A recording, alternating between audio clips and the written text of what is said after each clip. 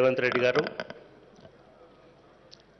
ఈ కార్యక్రమంలో వారితో పాటు ఇవాళ ఇక్కడికి వచ్చినటువంటి మా ప్రియమిత్రులు బాల్యమిత్రులు ఒక రకంగా గౌరవనీయులు మంత్రివర్యులు పొన్నం ప్రభాకర్ గారు, వేదిక మీద ఉన్నటువంటి పెద్దలు గౌరవనీయులు ముఖ్య కార్యదర్శి గారు, ప్రధాన కార్యదర్శి, రాష్ట్ర ప్రధాన కార్యదర్శి గారు శ్రీమతి శాంతికుమారి గారు,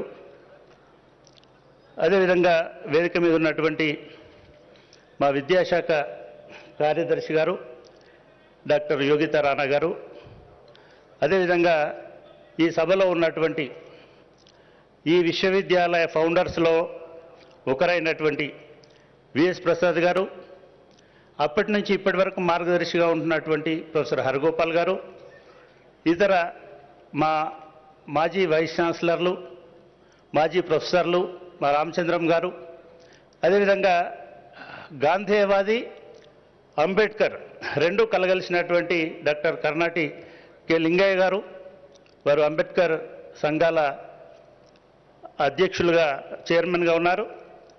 అదేవిధంగా ఈ కార్యక్రమంలో ఉన్నటువంటి ఇతర ఐఏఎస్ అధికారులు, మిత్రులు, మా ప్రొఫెసర్లు, ఉద్యోగులు, ముఖ్యంగా మా విద్యార్థులందరికీ స్వాగతం, సుస్వాగతం. అలాగే మీ అందరికీ రిపబ్లిక్ దినోత్సవ పర్వదిన శుభాకాంక్షలు. దేశమంతా ఇవాళ ఒక్కరోజు రిపబ్లిక్ డే జరుపుకుంటుంది, పర్వదినంగా జరుపుకుంటుంది. మేము ఒక్కరోజే 3 రకాల పర్వదినాలు జరుపుకుంటున్నాం.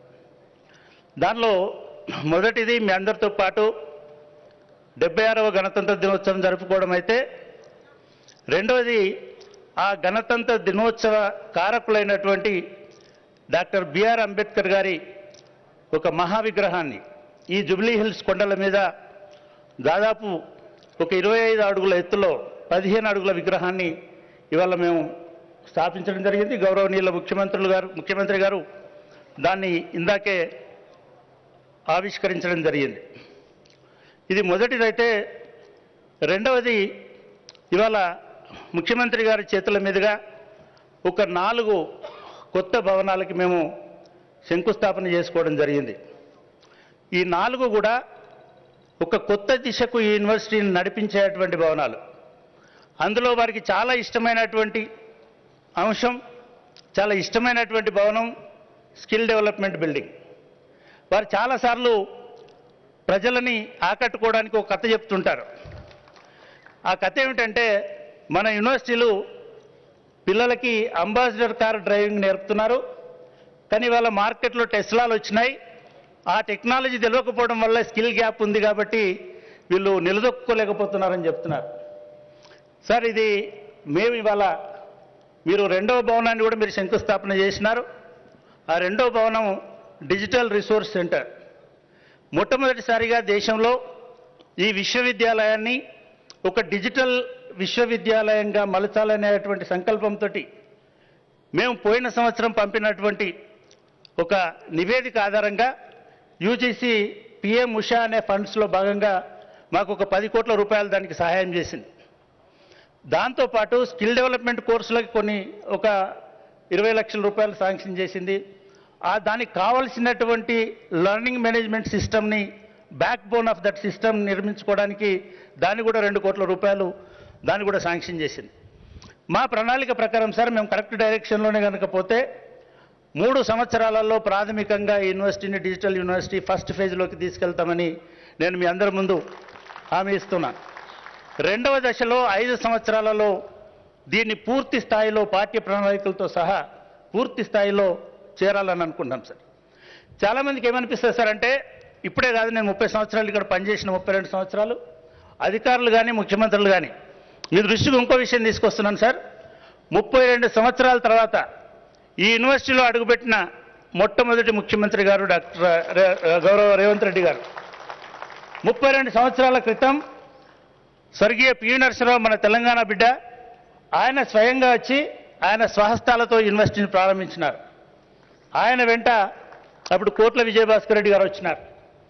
ఆ తర్వాత ఇటువైపు ఎవ్వరు మా పేరు వల్లనో మా దూర విద్య అంటే దూరం ఉందనుకున్నారో కానీ ఏ ముఖ్యమంత్రి ఇక్కడికి రాలేదు సార్. మీరు వచ్చినందుకు మా మొత్తం సిబ్బంది తరఫున, మా విద్యార్థుల తరఫున, మా పాలక మండలి పెద్దల తరఫున మీకు నేను కృతజ్ఞతలు తెలియజేస్తా ఉన్నాను.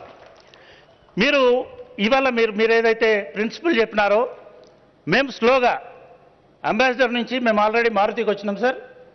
మారుతి నుంచి మేము మెర్సిడెస్ బెంజ్ల దాకా పోము, ఎందుకంటే మా దగ్గర ఉన్న విద్యార్థులందరూ గంది సాగే వాళ్ళు కాబట్టి మేము డైరెక్ట్గా టెస్లా దాకా ప్రయాణించడానికి మాకు ఒక అవకాశం ఉంది సార్. రెండవది, మీరు ఇవాళ ఇచ్చిన స్కిల్ డెవలప్మెంట్లో మేము ఇవాళ వేసిన 4 బిల్డింగులలో సార్ 20 కోట్లు మేము యూజీసీ నుంచి తెచ్చుకున్నాం సార్. మా రెగ్యులర్గా ఇక్కడ రాత్రి పగలు ఈ కొండలలో మీకు తెలుసు సార్, మీరు ఇక్కడే ఉంటారు. ఈ కొండలలో పనిచేస్తున్నటువంటి సిబ్బందికి ఇప్పటివరకు ఇల్లు లేవు సార్, గుడిసెలలో ఉంటున్నారు, పూరి గుడిసెలలో ఉంటున్నారు. మా మేడము మిగతా ఆ మేడం నిజానికి వారు మమ్మల్ని చాలా దేవసేన గారు బాగా ఎంకరేజ్ చేశారు. మా ఎగ్జిక్యూటివ్ కౌన్సిల్లో డిగ్నిటీ హోమ్స్ కట్టియాలనుకొని వాళ్ళకి డబుల్ బెడ్రూమ్ ఇళ్ళ స్థాయిలో చిన్న ఇల్లులు కట్టిస్తున్నాం సార్. ఒక 10 ఇళ్ళకి మేము మా యూనివర్సిటీ డబ్బుల్ని వాడి మా పిల్లల డబ్బుల్ని వాడి వాళ్ళకి ఇల్లు కట్టిస్తున్నాం సార్. సరే, అదొక 3వ అంశం. అయితే 4వది సార్, మా దగ్గర చాలామంది ఏమనుకుంటారంటే ఓపెన్ యూనివర్సిటీ చదువు మానేసిన వాళ్ళ కోసము ఇట్లాంటి వాళ్ళ కోసం అనుకుంటారు. కానీ నిజానికి సార్ ఇవాళ మీ రెగ్యులర్ యూనివర్సిటీలు ఎట్లాగైతే సర్వ్ చేస్తున్నాయో వయసు రీత్యా కానీ మిగతా వాటి రీత్యా కానీ క్వాలిఫికేషన్ రీత్యా కానీ వివిధ రకాల కోర్సుల రీత్యా కానీ మేము డిప్లొమా 3 నెలల సర్టిఫికేట్ నుంచి సార్ పిహెచ్డి వరకు ఇక్కడ మేము డిగ్రీలు ఇస్తున్నాం సార్. మీ మంత్రివర్గ అనుచరులు, మన హైకోర్టు న్యాయవాదులు, ఎదురుగా ఉన్నటువంటి వైస్ ఛాన్సలర్ గారు వీళ్ళందరూ మా యూనివర్సిటీలో చదువుకొని మీ ఎమ్మెల్యేలు ఒక 60 మంది ఎమ్మెల్యేలు కూడా మా యూనివర్సిటీ గ్రాడ్యుయేట్స్ సార్. ఇవాళ మేము గర్వంగా చెప్పుకుంటాం, చాకలి ఐలమ్మ యూనివర్సిటీ వైస్ ఛాన్సలర్ మా విద్యార్థి ఇక్కడ డిగ్రీ చదువుకున్నది. అక్కడి నుంచి మొదలుపెట్టి చాలామంది ఐఏఎస్లు కూడా ఇక్కడ నుంచి వెళ్ళినారు సార్. ఇది కూడా on par with other universities sir. ఇక్కడ కూడా మనకు రెగ్యులర్ యూనివర్సిటీలలో ఎంతమంది ఉన్నారో మీరు నమ్మరు సార్. ఎవ్రీ ఇయర్ మాకు 1,20,000 అప్లికేషన్లు సగటున 1,20,000 మంది మా కోర్సులో చేరుతారు సార్. వాళ్ళలో అతి పేదలు, గ్రామీణులు ఇట్లాంటి వాళ్ళు ఉంటారు సార్. మేము ప్రతి గ్రామంలో మీరు ప్రతి తాలూకాలో, ప్రతి మండలంలో మా స్టడీ సెంటర్ ఉంటుంది సార్. ప్రతి ఊళ్ళో మా స్టూడెంట్ ఉంటాడు. నేను చాలా గర్వంగా చెప్తా సార్, 2 రాష్ట్రాలలో ప్రతి ఊళ్ళో మా స్టూడెంట్ ఉంటాడు సార్. మా లక్ష్యం ఏమిటంటే, మీరు ఆల్రెడీ మా వైస్ ఛాన్సలర్లకు ఒక ఎక్సర్సైజ్ ఇచ్చినారు. 3 ఏళ్ళు ఏం చేస్తారు, 5 ఏళ్ళు ఏం చేస్తారు, 10 ఏళ్ళు ఏం చేస్తారని. 10 ఏళ్ల లోపల ప్రతి ఇంటిలో మా విద్యార్థి ఉండేటట్టుగా మేము ప్రయత్నం చేస్తాం సార్. ప్రతి ఇంటిలో చదువుకొని ప్రతి ఇంటికి మేము రీచ్ అయ్యేటువంటి విధంగా మేము ప్రణాళికలు సిద్ధం చేశాం. మాకు చాలా మంచి అధికారులు, నిజానికి గతంలో ఉన్నటువంటి నేను వచ్చి వాటికి 50 రోజులే సార్. ఈ 50 రోజులలో మా అధికారులు మమ్మల్ని వెన్నుదట్టి నడిపిస్తున్నారు. మేమంటే చాలా గౌరవం, ప్రేమతో మసులుతున్నారు. మేము మిమ్మల్ని ఏమీ ఈ డయాస్ మీద నుంచి అడగము సార్. ఒకటి, మీకు మీ కళలకు రూపమైనటువంటి స్కిల్ సెంటర్గా ఈ యూనివర్సిటీని డెవలప్ చేద్దాం సార్. మిగతా యూనివర్సిటీలు ఎక్కడ స్కిల్ డెవలప్ సెంటర్ పెట్టినా కూడా ఆ యూనివర్సిటీ స్టూడెంట్స్కే సర్వ్ అవుతాయి, అక్కడ వచ్చిన రెసిడెన్షియల్ పిల్లలకి సర్వ్ అవుతాయి. మేము ఇక్కడ నుంచి మొత్తము రాష్ట్రం అంతా నేను ఇందాక చెప్పినట్టు ప్రతి పల్లెకు, ప్రతి ఇల్లుకు చేరుకునేటువంటి ప్రణాళిక మా దగ్గర ఉంది. కాబట్టి మీరు గతంలో మీకు చెప్పాను సార్, మేము ఈ స్కిల్ సెంటర్ ద్వారా ప్రతి సంవత్సరం మీకు 10,000 మంది స్కిల్డ్ గ్రాడ్యుయేట్స్ని మీకు అందించడానికి మేము సిద్ధంగా ఉన్నాం. అటువంటి కోర్సులు కూడా మేము సిద్ధం చేశాం. మీరు అంటున్నట్టుగా గ్రామాల్లో ఉండి ఎటువంటి చదువు లేనటువంటి యువకుల నుంచి మొదలుపెట్టి హైదరాబాద్లో 3 ఏళ్ళు 4 ఏళ్ళు డిగ్రీలు చేసి కూడా సరి అయినటువంటి స్కిల్స్ లేని వాళ్ళందరినీ మేము ఒక దగ్గర తీసుకొచ్చి చేస్తాం సార్. మేము ప్రణాళిక అంతా సిద్ధం చేశాం. మార్నింగే మా సెక్రటరీ గారు అడిగారు, మేము పూర్తి నివేదిక పంపించమన్నారు. నేను దాన్ని కూడా పంపిస్తాను సార్. మా ప్రణాళిక ప్రకారం ఒక 10 కోట్ల రూపాయలు మాత్రమే దానికి అవసరం అవుతాయి. ఇక్కడ హాస్టల్స్, డార్మెటరీస్ కూడా కట్టించి మేము 365 డేస్ ఆ ట్రైనింగ్ ప్రోగ్రామ్స్ని చేసి రాబోయే 5 సంవత్సరాలలో కనీసం ఒక 50,000 మంది స్కిల్డ్ గ్రాడ్యుయేట్స్ని మీకు అందిస్తాం. అదొక మనవి సార్. రెండవది, మీకు తెలుసు, మనం చాలా డీటెయిల్డ్గా డిస్కస్ చేశాం సార్. బైఫర్కేషన్ అనేది పెండింగ్లో ఉన్న ఒకే ఒక్క university doctor BR Ambedkar university. మా లెక్క ప్రకారం ఒక 500 కోట్లు మనకు ఆంధ్ర ప్రాంతం నుంచి రావాలి. మన అసెట్స్ ఉన్నాయి, మనం అసెట్స్ గురించి జోలికి పోము, కానీ మన సిబ్బంది అక్కడ జీతాలు ఇవన్నీ మాకు భారం అవుతుంది. కాబట్టి దాన్ని కూడా మీరు గతంలో చెప్పారు, మేము ఆ ప్రతిపాదన కూడా పంపాం. సిఎస్ గారికి ఉత్తరం కూడా మేము రాశాం. దాన్ని త్వరగా పరిష్కరిస్తే మనకి ఎందుకంటే జ్యూరిడిక్షన్ సమస్య ఉంటుంది సార్. 10 సంవత్సరాలే మనకు వాళ్ళు పర్మిషన్ ఇచ్చినారు, మనం ఆపాము అక్కడికి. మీ గుడ్ ఆఫీసెస్ ఉపయోగించి అక్కడ కూడా ఓపెన్ యూనివర్సిటీ అంబేద్కర్ పేరు మీదనే వస్తే 2 స్టేట్లు 2 అంబేద్కర్లు ఉంటాయి కాబట్టి సో దాన్ని కూడా మీరు పరిశీలించవలసిందిగా నేను కోరుతా ఉన్నాను సార్. ఇక మూడవది సార్, నేనే మా బాలకృష్ణారెడ్డి గారు ఆ బాధ్యత నా మీద పెట్టారు. నియామకాలకు సంబంధించినటువంటి అంశం ఎట్లాగూ సిఎస్ గారు మిగతా వాళ్ళు ఆల్రెడీ వర్క్ చేస్తున్నారు. నేను ఒకటే మీ అందరికీ చెప్పదలుచుకున్నాను, మొదటి యూనివర్సిటీ మన దగ్గరికి రావడమే కాదు, ఆయన ఎందుకు చూస్ చేసుకున్నాడో నాకు తెలియదు. ఆయన పాలమూరు యూనివర్సిటీ పోవచ్చు, లేదా ఇంకా పేరు రావాలనుకుంటే ఉస్మాన్ యూనివర్సిటీ పోవచ్చు. కానీ ఆయనకు ఉన్నటువంటి సామాజిక స్పృహ, యూనివర్సిటీ పట్ల ఉన్నటువంటి ప్రేమ, లేదా మన మీద ఉన్నటువంటి ప్రేమ వల్ల ఇక్కడికి వచ్చినాడని నేను అనుకుంటున్నాను. దానికి నేను వారికి ధన్యవాదాలు తెలియజేస్తా ఉన్నాను. అదేవిధంగా సార్, వారు వచ్చిన తర్వాత నేను దాదాపు 4-5 చీఫ్ మినిస్టర్లతో దగ్గరగా చూశాను. ఒక చీఫ్ మినిస్టరు వైస్ ఛాన్సలర్లను హోంవర్క్ ఇచ్చి మరీ పని చేయించినటువంటి చీఫ్ మినిస్టర్ నేను చూడలేదు సార్. ఈ 50 రోజుల్లో మేము దాదాపు 40 రోజులు ఏం ప్రణాళిక చేయాలి, మా వైస్ ఛాన్సలర్ కూడా ఉన్నారు ఇక్కడ, మీరు మీటింగ్ పెడుతున్నారంటే మేమంతా దీనిలో రెడీ చేసుకొని రావాలి. కనీసం అటువంటి అటెన్షన్ వల్ల ఈ ఉన్నత విద్యలో తీసుకొచ్చినందుకు నేను మళ్ళీ అడగక్కర్లేదు. మాకు యూజీసీ కొన్ని నిబంధనలు పెడుతుంది సార్. మేము ఇక్కడ ఒక కోర్సు స్టార్ట్ చేసి నడిపేయాలంటే ఒక ప్రొఫెసర్ ఉండాలి, ఒక లెక్చరర్ ఉండాలి, అసిస్టెంట్ ప్రొఫెసరు, ఒక అసోసియేట్ ప్రొఫెసర్ ఇద్దరు లెక్చరర్లు ఉండాలి, ఒక రీడర్ ఉండాలి, ఒక ప్రొఫెసర్ ఉండాలి. ఇవాళ మొత్తం ఇన్ని లక్షల మందిని 26 లక్షల మంది సార్ మా టోటల్ అడ్మిషన్స్ ఇప్పటి వరకు. 6 లక్షల మంది గ్రాడ్యుయేట్స్ అయినారు. ఐజాన్ టుడే 7 లక్షల మంది మా రోల్స్లో ఉన్నారు. 24 మంది టీచర్లు ఉన్నాం సార్. ప్రొఫెసర్లు 24 మంది ఉన్నారు. 94 మంది టీచర్లు ఉండాల్సినటువంటి యూనివర్సిటీలో 24 గత నిర్లక్ష్యం 20 సంవత్సరాల నుంచి జరిగింది సార్.